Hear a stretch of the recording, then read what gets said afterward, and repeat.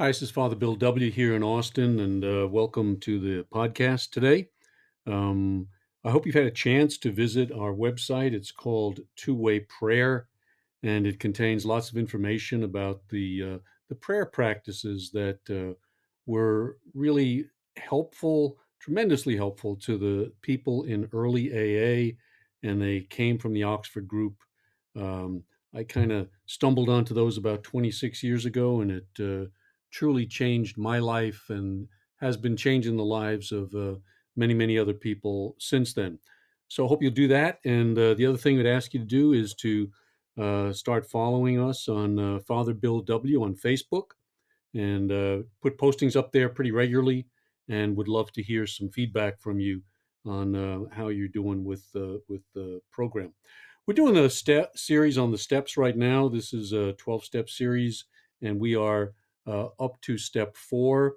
We're looking at it in a slightly different way, though. Everybody's got their opinion on the 12 steps, and I've got mine, and maybe you have yours as well.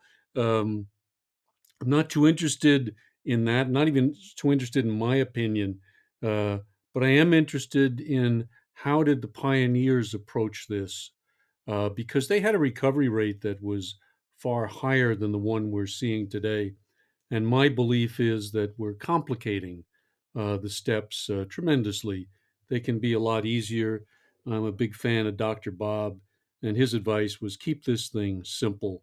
So that's the way we're approaching it. We want to look at the 4th step, but before we do that, just a quick 2-minute review on how we got to this point in the program. So each time I start doing a step, talking about a step, I'm going to do a 2-minute review of what led up to it, because I don't think you can really begin with it in isolation. The steps are like dominoes. If you approach them that way, they're very logical. They fall into place rather quickly and easily, and most importantly, understandably. So here's the review. Uh, we start with step 1, and the thing I want us to recognize in step 1 is an element of hopelessness. That if you're an addict like me and you tried getting sober and your own efforts just couldn't work for you, um, then you're ready to try a different path. So that experience of hopelessness, the experience of defeat with our addiction, actually turns out to be one of our greatest assets. We've tried this thing our way. And that's what the big book says. It says, go if you're not convinced, go ahead out there and try some more controlled drinking and see how successful you are. And the reason they said that is because they knew without that conviction that that I by myself can't do this thing, the program really isn't going to work. So if you have that, if you failed, congratulations. Um, I did too, and that's the beginning point for everybody.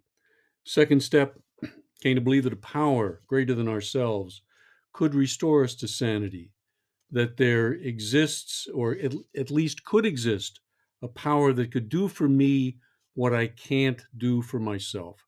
That's step 2, and it's really, really simple. They would usually ask people, is it possible there could be a God? And if there were a God, could God do for you what you can't do for yourself? 2 positive answers to that, and you're ready to go on to step 3. And step 3 was in the presence of another person, you asked this God who could exist for help. Um, Usually did it on their knees, not mandatory, but I found that helpful myself. Put myself physically in the position where my heart was coming from. So that's step 3. Now, what I want to say about the first 3 steps, and we kind of touched on this in the last podcast, was you can group the steps, and by grouping them, I think you get a clearer indication of what the process is about. So in the first 3 steps, what we are doing is forming a connection. a connection with God. Here I am, alone, isolated, helpless, hopeless. Uh, but now, if I can connect to this power that I need in my life, things are going to change. So, one, two, three, connection. Now, the next set of steps that we're starting with this podcast have to do with correction. What are the things that I have to change in my life in order for that connection to be successful?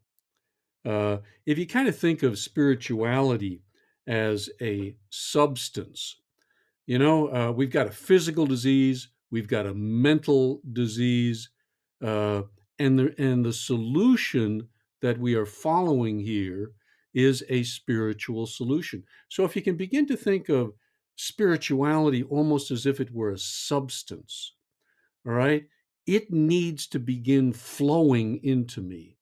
The power is what I need from God. The power to stay sober, the power to be sane, the power that lack of power, which the book says, that is our dilemma. We don't have it. We got to get it from a source outside of our usual way of operating. So if you think of it as a substance and it's coming into you, what are the blockages that exist in us that keep that power from coming through in the way that it should? If you ever looked at an old pipe that connects the main water line into the house and it's gotten corroded, there's a wonderful image for this next set of steps. We're going to clear the blockage, the all the calcium and the stuff that has gotten into those pipes and is keeping the water from coming into the house. Um, Frank Bookman, who started the Oxford group and who really developed the most of the steps, he talked about working with constipated Christians. Constipated Christians. There's another image that you can use if you want to go there. That there should be a flow that's happening in me, and if I'm constipated, it ain't flowing. You know. So what are the things that are going to come into my life to begin changing me so that I can correct what is wrong inside of me? Um, Let me start with an example because Frank Bookman made a terrific discovery, and this was back in the early part of the 1900s or so. He uh, he had a fight with his board of directors. He was in Philadelphia. He was helping young men who were really down and out, and he was feeding them and clothing them and providing shelter for them in a home. And he had a board of directors, and the board of directors had a meeting one night, and they came to his house, and they said, "Frank, you're spending much too much money feeding these guys. We want you to cut down on your food budget." And Frank, like many of us, had an ego, and it puffed up. And he basically told those guys where they could go. He quit his job and he went over to England, borrowed money from his parents, they were codependent, I guess, and he set sail over to England. But what he learned in the time between when he quit that job and when he got to England, he recognized something that is tremendously important, and it goes back to this blockage thing. He recognized that the resentment that he had towards those 6 guys on his board of directors was keeping him from an experience of God's grace. There was a blockage in his heart. There was a blockage in his life. All right? And that was the resentment that he held towards them. So he has an experience, just like Bill Wilson had an experience, wherein he surrendered, and then he went and recognized that while there were 6 guys on that board, and they were wrong, and he believed they were wrong, he was also wrong. He called himself, I was the seventh wrong man. And that's what this inventory process is really about. Recognizing my own contribution, how I am getting in the way of God's grace. And Dr. Bob said, much of the program came to him out of Scripture, and this one is the scriptural passage in the Sermon on the Mount where it says, "Take the log out of your own eye before you go and try to get the speck out of your brother's eye." So that's the owning of our part, and then the forgiving of others, and ultimately, maybe the most difficult one, at least in my case, has been forgiving myself for that as well. So that's the part of just the beginning of the correction phase that we're entering into here, and starts with the fourth step. So, what are we trying to get at here? Well, a little review of some psychology might be helpful.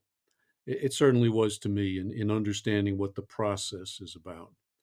And it starts with we talk in 12 step a lot about our ego, um, and I want to introduce a couple of other terms to you that might be helpful in understanding how that ego operates. Because that ego is really a filter through which reality is going to come to me, come into my mind. Ego simply means my sense of self. It's a Latin word. Ego, I, means I. But which I am I talking about? And this is the thing where addicts really start to see the need for the spiritual solution to the problem. And the solution is a new I that is coming into existence. Okay? So a couple of terms. Number one is the persona, fancy term. It really kind of means the mask, the image that I put onto myself. And we all do this. We're brought up in a home, and from some of our earliest days, we are taught this is not good, this is not right, don't be that. Okay? Don't say this, don't think this, don't do this. Uh, but a part of me wants to do those things. Okay. So what do I do? I want to be liked. I want to be loved. I want to fit in. And so society is going to teach me, um, not always real successfully, that this is not right. So that stuff, where do I put that stuff?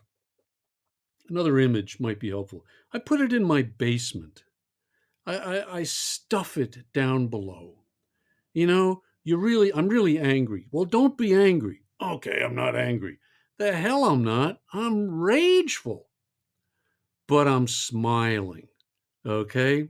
So where does that stuff go? Goes into the basement. And Jung called that part of ourselves the shadow, the unacceptable parts that get pushed down.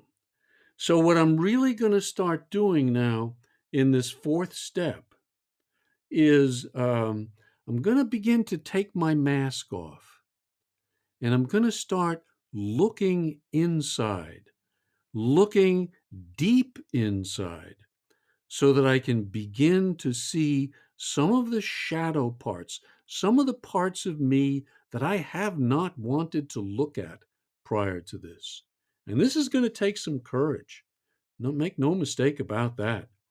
And that's why uh, hang on to the fact that you just connected with all power and all love, who is going to help you doing this process, who is going to show you the things that you need to see about yourself. And part of the shadow, this is really important, part of the shadow, the hidden part of me, the stuff that I've stuck in the basement, is my own light. Some of the best parts of me, alcoholics and addicts, and we can't even see those.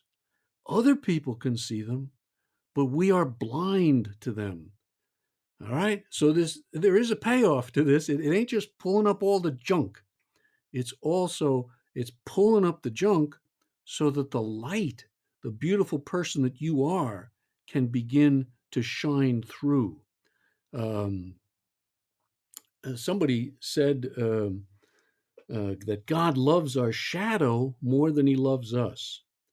I remember the first time I read that, it was like, what are we talking about here? God loves our shadow more than he loves us. Well, after thinking about it for a while, the answer that came to me is because it's more real. It's more real. You know, who did Jesus hang out with? He's hanging out with prostitutes and tax collectors, thieves. If there were addicts back then, man, they were in. He was hanging out with them. Why? Because he loved their behavior? No, because they weren't carrying this mask that said, "Oh, I'm hot stuff." Uh, they were too in touch with what was troubling them, um, and that's actually a great asset. So they were more ready to change, to hear the message, uh, than was the Pharisees, the scribes, and all the holy people. You know, so again, back to our greatest asset is the mess we've made of our lives, because that's going to open me up to the fact that I really do need help, and I do need to change, and that change needs to come from a source outside of me. Okay, hope that makes some sense. So how do we approach this? Well, the way we do it is we've got to look at one word that's probably going to trouble us a little bit: a searching and fearless moral inventory. That's what the step says. Made a searching and fearless moral inventory of ourselves. So we're going to have to look at our morals. Sorry about that, but that's what the step is about. And I want to give you another quote from Bookman, because you're going to hear the big book right coming through this thing loud and clear. Bookman said, "Moral recovery starts when everyone admits his own faults instead of spotlighting the other fellows. What is our real problem? The symptoms may differ, the disease remains the same. What is the disease? Isn't it fear, dishonesty, resentment, selfishness? We talk about freedom and liberty, but we are slaves to ourselves." See, that's the thing about that persona, that mask. If you're hanging on to that as yourself, I knew I was a liar. I was a liar. And that's why the honesty thing is so extremely important in the recovery process. If we can't, that's why Big was saying, if you're constitutionally incapable of being honest with yourself, this thing isn't going to work. We all think, well, maybe I'm constitutionally incapable. No, 99.9% of people are not incapable. We may be scared to death, but we're not incapable of doing it. So we have to begin facing the blockage. In the Oxford group, they called that sin. Now that's a word, the S word, you never hear in a 12-step thing, and probably good because we've kind of really distorted that image. But interestingly, when they wrote the word sin, oftentimes they would write a small s, a great big I, and then a small n. So it's that inflated I, that big I, that distorted sense of self. That's what has to be cut down to right size. What is sin? Wilson couldn't bring himself to use that. He knew alcoholics would would run when they heard that word. So he used character defects, shortcomings. He later said, I'm talking about sin. I'm talking about, and what is sin? Sin is anything, catch this definition, because it's real simple and can, I think, be really helpful. Anything that separates me from God, anything that separates me from God, anything that separates me from other people. All right? Anything that separates me from my true self. It's blockages. What are the blockages? So that's why we're having to do this journey. That's why we're having to go inside, go down in that basement, and begin bringing into light some of the things that I was trying to push those suckers down and keep them down. But the problem with that is they get out. They get out sideways, you know? And I don't know if you ever had this experience. I remember in my drinking, sometimes I do something really not characteristic of my mask. And and the expression I would use, well, you got to forgive me, Joe. I just wasn't myself yesterday, you know, until Joe says, well, then who the hell were you?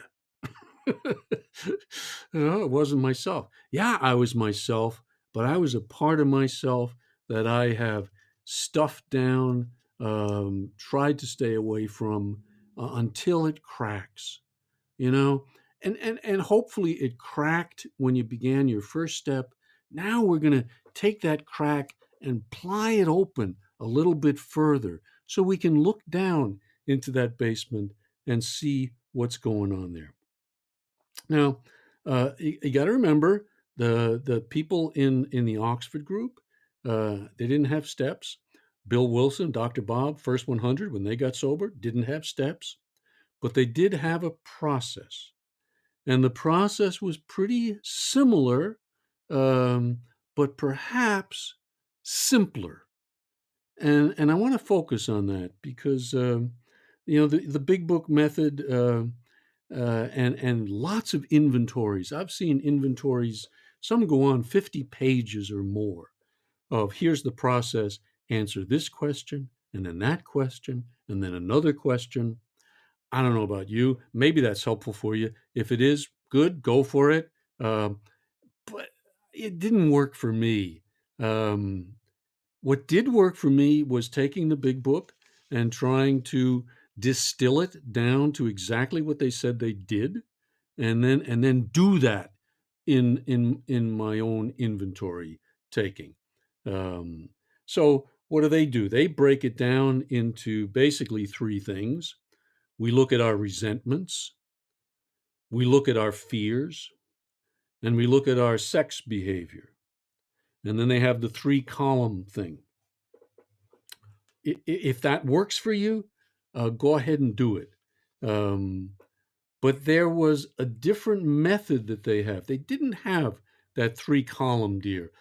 We're not exactly sure where Wilson got it. I have not been able in my studies to find a very specific thing. There were some references to businesses taking inventory, looking at stock and trade, seeing what's good, seeing what's not. There were some references to that, but the three column specifically, I've not been able to find that. But if you look at it, what the three column is there to do is to help me get in touch with my part of the deal, and that was very, very much um, the Oxford Group experience out of Frank Bookman taking responsibility for himself. The danger of some of this stuff, though, is in my work in the addiction field and as a priest, I've listened to a good number of fifth steps, and some of the ones that are done with the three column inventory thing, some of them can go on and on and on and miss the essential elements. Um, See, I think this is where, if studying the pioneers can be helpful, that's what I'm interested in. So they had a simpler method. That's what I want to present to you so that you have a basic understanding of that.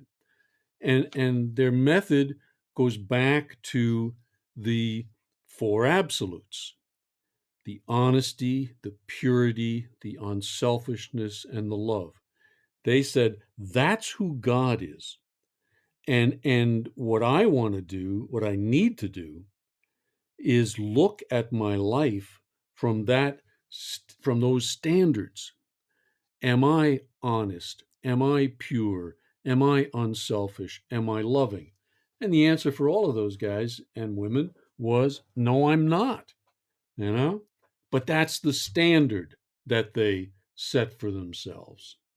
So, how did they approach this inventory process, this self examination?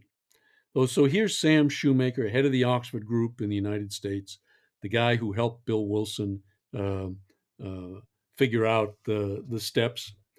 And he says this: it would be a very good thing if you took a piece of foolscap paper, a yellow legal pad, and wrote down the sins you feel guilty of. One of the simplest and best rules for self examination that I know is to use the four standards, which Dr. Robert E. Spears said represented the summary of the Sermon on the Mount: absolute honesty, absolute purity, absolute unselfishness, and absolute love. Review your life in their light. Put down everything that doesn't measure up. Be ruthlessly, realistically honest. So, the way they approached the inventory part, and each of them, excuse me, had to do this. They would sit down, sometimes with their sponsor, sometimes with by themselves, but they would go into their hearts and look at what is it that they're ashamed of, what is the stuff that's really getting in the way of their relationship with God. And that is the thing that every addict who wants to recover has got to do. We have to look at ourselves. You know, they say there's no admission price for the program. Not true. This is where when I really start facing one of the big ones that that I must begin this journey. And I do want to make it simple. I don't think this is analysis. Um, I think this is honesty. See, I knew the stuff I had done, said, felt, thought that I was not going to share with other people. I knew that. And I was spending a great deal of energy pushing that stuff down. How I felt about me, all right? How I felt about what I had done. It was the cheap, mean, petty little stuff inside of me. It was the shameful sexual stuff that ain't talking about this, that all of us have and try to hide.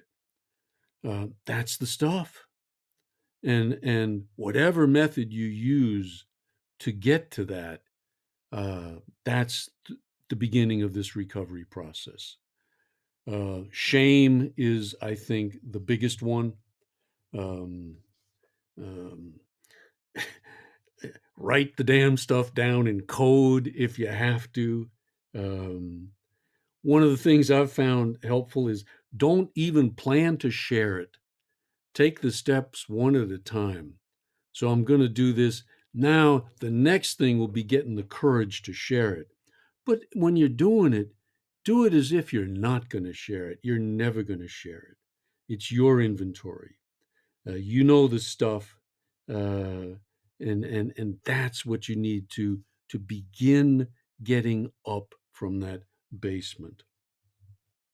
One of the good things about doing it the Oxford Group way, the Pioneer way, if you understand where these steps were coming from, you only have to do this thing once. I have done one fourth step, and that's what my sponsor told me. You do this thing once, but you do it completely. And completely doesn't mean getting every single little thing I've ever done wrong. or write. It isn't that huge 50-page list. It's getting the stuff that makes me feel separate from other people, separate from myself, divided inside. That's the stuff. Um, so if you've if you've stumbled on the fourth step, if you're new to this thing, it can be a lot easier than you think. If you're an old timer, I would just invite you to go back and check. Did you get all of the crap that's inside that needed to come out? Because that's going to be the standard, um, that I judge my fourth step on. Not that it was so perfect and complete, and I got my one column right, two column right, three column. No, no, no, no, no. It has to do with honesty and love and all the stuff that's blocking me. So I hope this has been helpful for you. I really appreciate your listening to the podcast. Once again, go visit our website at twowayprayer.org and try to follow us on Father Bill W. on Facebook. And I'll go out on a limb here and say, like me. I'm learning to like myself, but if you like me, that would really, really help me on my own spiritual journey. So, again, hope this has been helpful. God bless. Keep coming back.